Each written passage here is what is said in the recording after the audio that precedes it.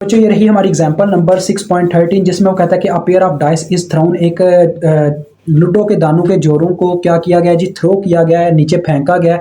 Find करनी है आपने प्रोबेबिलिटी। यहाँ पे भी यूनियन का केस हमें वो देना चाह रहा है कि फाइंड करनी है प्रोबेबिलिटी के उनका गेटिंग टोटल, यानी कि उनका जो सम हो वो या तो 5 हो या 11 हो। अब सबसे पहले बच्चों सैंपल स्पेस आपको पता होना चाहिए। देखो लूडो के टोटल दाने कितने होते हैं, 6, और 2 लूडो के दाने हैं, यानी कि टोटल उनके अगर मैं पेयर बनाना चाहूँ तो 36 बनेंगे, 6 की पावर स्केयर 36 आएगा, ठीक है। यानी उनके पॉसिबल कॉम्बिनेशन 36 बनते हैं। मैं आपको दिखा भी देता हूँ, मैंने आगे एक क्वेश्चन में बनाए भी थे, ये देखो इस तरह से जो हम जोड़े बनाते हैं, ठीक है, ये इनकी बात कर रहा हूँ मैं। तो ये सैंपल स्पेस में डायरेक्ट 36 यहाँ पे लिख रहा हूँ, क्योंकि बच्चों बार बार नहीं ये काम करने होता है, ऐसे फिर टाइम वेस्ट होता है, ठीक है।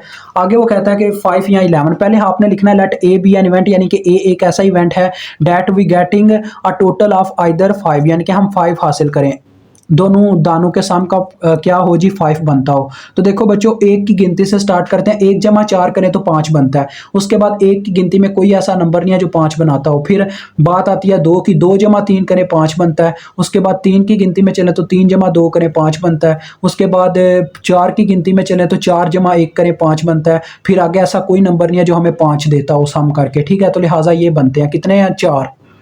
तो ये आ गया 4। इसकी प्रोबेबिलिटी अगर मैं निकालना चाहूँ तो क्या आ जाएगी, P of A N of A over N of S, ये फार्मूला होता है, यानी कि N of A over N of S, यानी कि favourable chances over total chances. तो ये आ गया 4/36। अब निकालता हूँ बच्चों, अब आपने लिखना है प्रोबेबिलिटी ऑफ बी, में निकालने लगा N of B over N of S. N of B क्या होगा मैं आपको वैसे ही बता देता हूँ, यहाँ पे हम एन ऑफ बी लिखते हैं।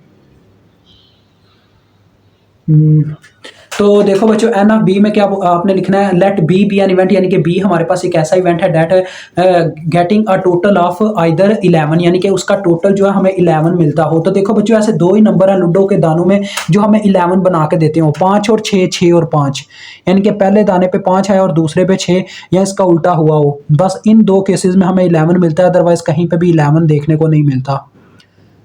हाँ बिल्कुल।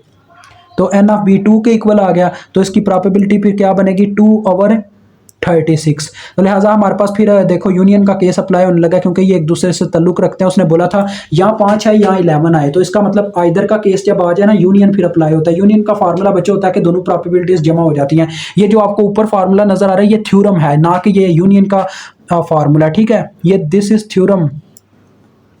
तो probability of A plus probability of B, जो इंटरसेक्शन होता है उसमें प्रोबेबिलिटीज दोनों मल्टीप्लाई हो जाती हैं। तो ये हो जाएगा 4/36 जमा 2/36, जो कि आ जाएगा 6/36, 6/36 यानी कि 1/6। तो ये आपका क्वेश्चन हल होता है। मुझे उम्मीद आपको समझ आ गई।